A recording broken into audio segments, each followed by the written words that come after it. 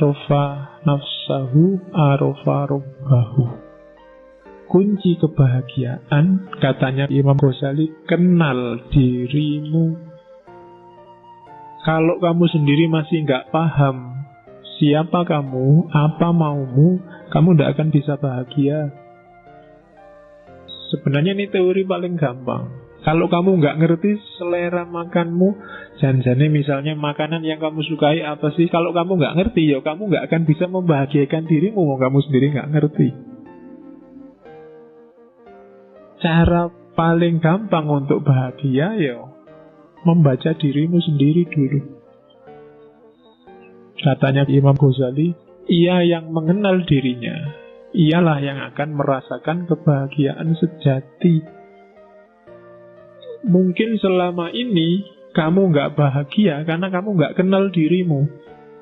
Sebenarnya kamu suka misalnya baju-baju tipis, tapi karena kamu nggak kenal dirimu, kamu lihat orang lain pakai baju-baju tebal, pakai baju-baju jubah, kamu anggap itu yang enak. Dan kamu tiru, ya nggak enak akhirnya. Kamu nggak nemu kebahagiaan di situ. Jadi, kenali dirimu dulu deh. Kenapa kok kita nggak kenal diri, katanya Imam Ghazali, biasanya ketutup oleh hasrat, oleh hawa nafsu, oleh karakter-karakter binatang kita, oleh keinginan menaklukkan yang lain, oleh keinginan jadi idola, oleh keinginan macam-macam. Itu yang bikin kita nggak kenal. Padahal kamu seleranya cuma nasi kucing, tapi karena ingin dianggap keren, kamu milih restoran-restoran mahal yang ada steak, ada apa. Padahal begitu lihat steak, kamu janjani mau muntah.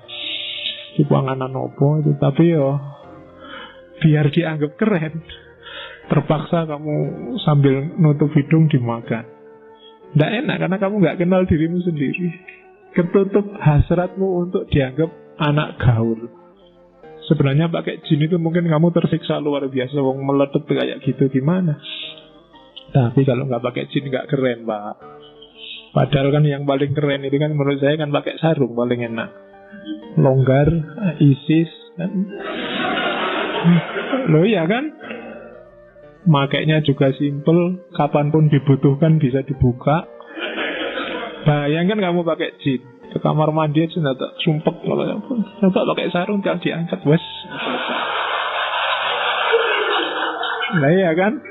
Loh, itu kecenderungan jiwamu, nggak bisa dibohongi. Jadi kenali dirimu. Oke. Terus, dan jangan salah, katanya Ghazali, mengenal diri itu manfaatnya dua. Begitu kamu jernih membaca dirimu, semakin ke dalam, semakin ke hakikat sebenarnya siapa itu manusia, justru di paling dasar kamu akan ketemu gambarnya Tuhan. Ya kan? Karena Allah memang yang membedakan manusia dengan yang bukan manusia kan wa nafakha fihi min ruhi. Dalam diri kita ditiupkan ruh dari Allah. Dan itu citranya, gambarnya ruh dalam diri kita, itu gambarnya Allah. Jadi begitu kamu kenal dirimu yang sejati, hakikatnya kamu kenal Allah. Jangan dibayangkan, kalau mau lakukan, bersihkan dirimu sebersih-bersihnya, singkirkan dari debu-debunya. Ghazali kan yang terkenal bikin analogi cermin itu kan. Semakin nafsu menguasaimu, semakin gelap cerminmu. Kayak kamu maksiat sekali, ada titik hitam satu. Semakin banyak maksiat, titik hitamnya semakin banyak. Sehingga kamu tidak bisa sudah lihat ke dalam dirimu. Akhirnya kamu tertipu oleh titik-titik hitam itu. Kamu anggap yang penting yang titik-titik hitam itu. Padahal kalau kamu bisa bersihkan itu, kamu sisihkan itu semua, kamu akan melihat bahwa sebenarnya itulah hakikat dirimu dan sekaligus itulah Tuhanmu. Oke, jadi kunci bahagia pertama, kenali dirimu.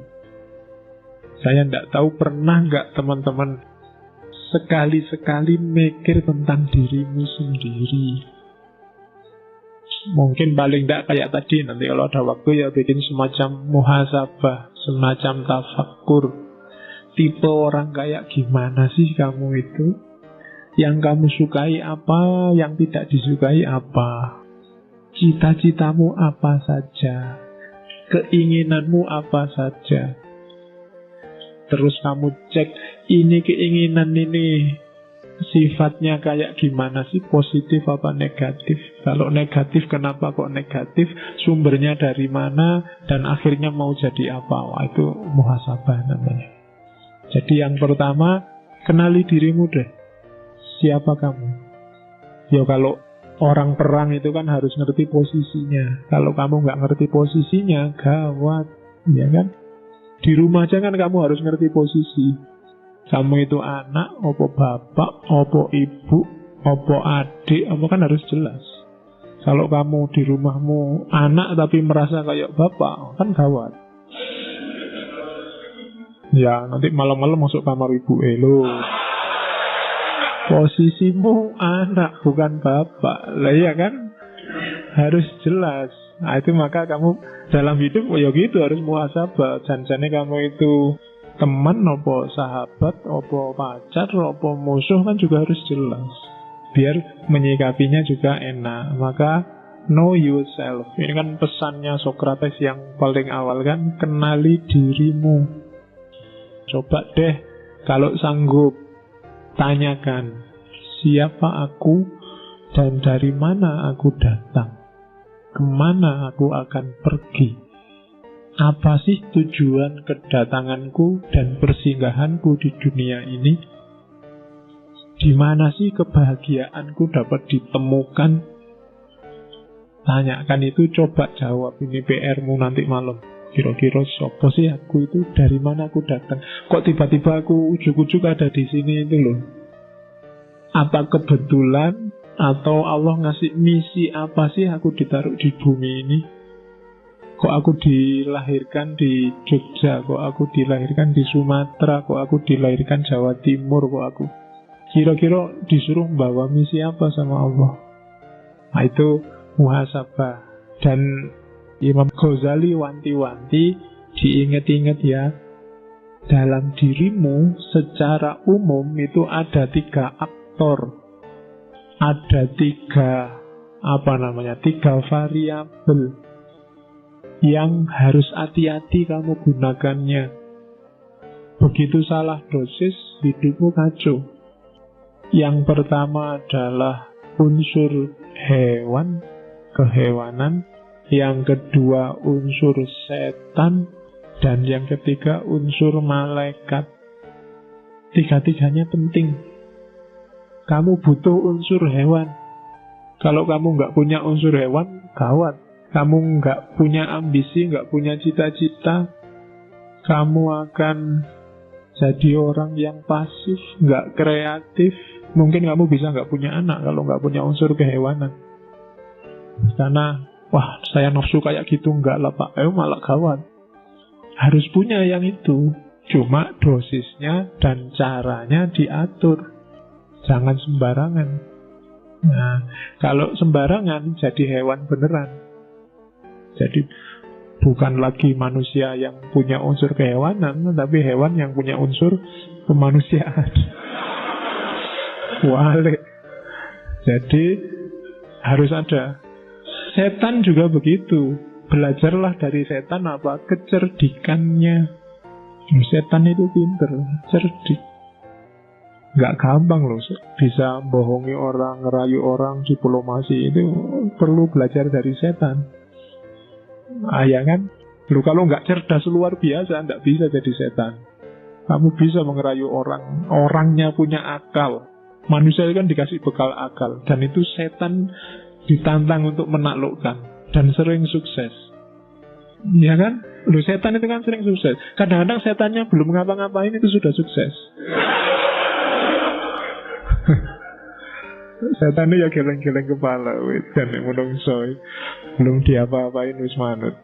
Oke. Dan malaikat, jangan salah, dalam dirimu ada malaikat.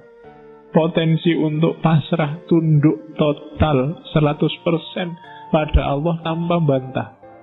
Karakter-karakter baik 100%. Cuma malaikat yang murni, tidak ada hewannya, tidak ada setannya. Ya, jadi tidak manusiawi. Jadi manusia itu mix antara tiga-tiganya.